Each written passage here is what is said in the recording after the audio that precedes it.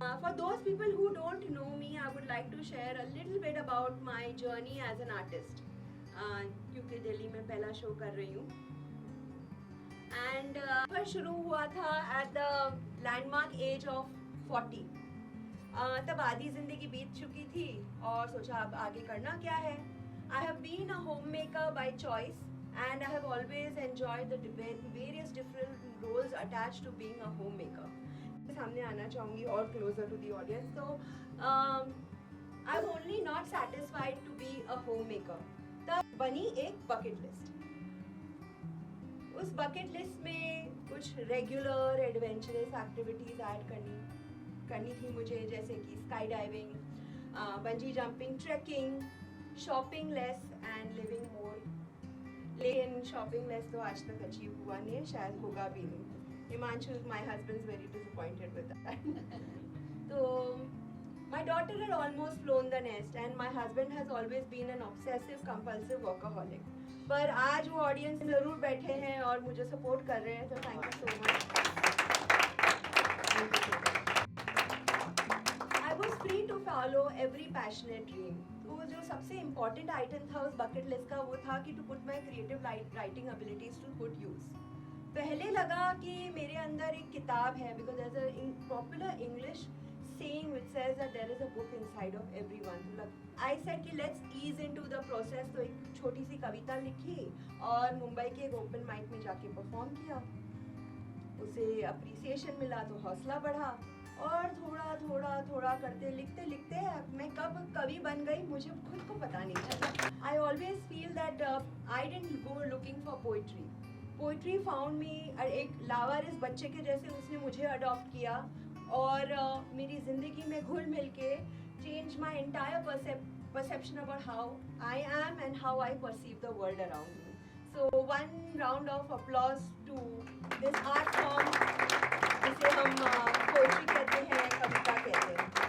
Let's interact with all of your. आप भी बताइए मुझे कि आपकी बकेट लिस्ट में क्या है and have you been able to achieve. Please can we get some answers. Don't worry, मैं स्टैंड अप कॉमेडियन नहीं हूँ, तो मैं रोस्टिंग एबिलिटी मेरी जीरो है.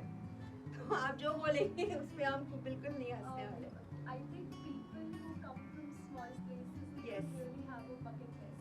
Oh. So they really have small dreams. that Yes, they want yes, to fulfill. absolutely. Yeah, so I think अभी कुछ ऐसा नहीं है कि जो मैं अचीव कर पाई हूँ. हाँ, हाँ. प्रोसेस में है. अभी I'm doing my masters. So I think जो चीज़ें हैं वो आगे जब होंगी तो I will be able to share about it. बहुत प्यारा रिस्पॉन्स. बकेट लिस्ट, ये जो आवाज़ की रूह को कलम से शब्दों में पिरोने की जो मेरी तमन्ना थी, मुझे दिन रात सताए जा रही थी.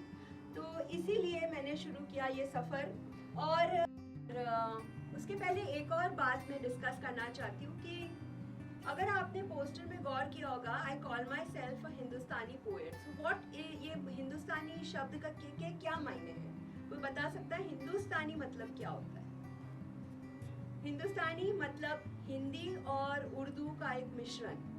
वो उर्दू जहाँ जो हमने कोई तालीम पाके नहीं सीखी, जो हमारे रोज़मर्रे की ज़िंदगी में रोज़मर्रे की भाषा में इंक्लूडेड है. और कई बार ऐसा होता है कि हिंदी और उर्दू के अल्फाज इतने घुल मिल चुके हैं कि हमें ही नहीं पता कि कौन से हिंदी के अल्फाज हैं और कौन से उर्दू के अल्फाज हैं.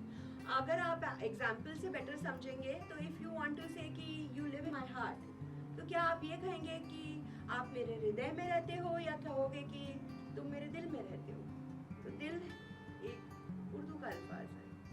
और ऑब्वियसली दिल्ली से भी कहना आई लव यू, तो क्या मैं कहूँगी दिल्ली मेरे को आपसे प्रेम है, स्नेह है, या ये कहूँगी कि दिल्ली मुझे आपसे मोहब्बत है, इश्क है, प्यार है? ये सारे ही उर्दू के अल्फाज हैं.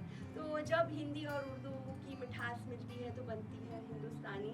जब मैंने लिखने की शुरुआत करी तो मैंने तब भी डिसाइड कर लिया था कि मैं हिंदी कवि या उर्दू की शायर अपने आप को नहीं कहलाऊंगी.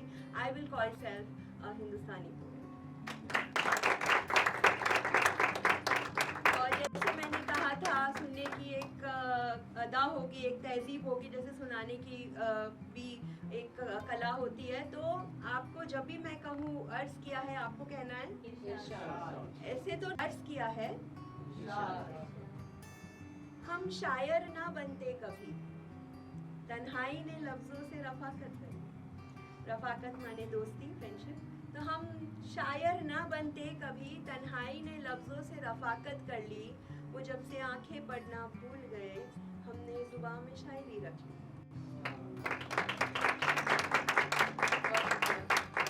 जब से आंखें पढ़ना भूल गए, हमने जुबान में शायरी रख ली। अच्छा है वो ठुकरा गए पाक मोहब्बत, अच्छा है वो ठुकरा गए पाक मोहब्बत, अब हम कलम से इश्क लड़ाते हैं। अच्छा है वो, कुछ तो करना पड़ता है ना। अच्छा है वो ठुकरा गए पाक मोहब्बत, अब हम कलम से इश्क लड़ाते हैं। तबाह दिल से निकली हर नज्म से मायूस आशिकों की महफिल सजाते हैं।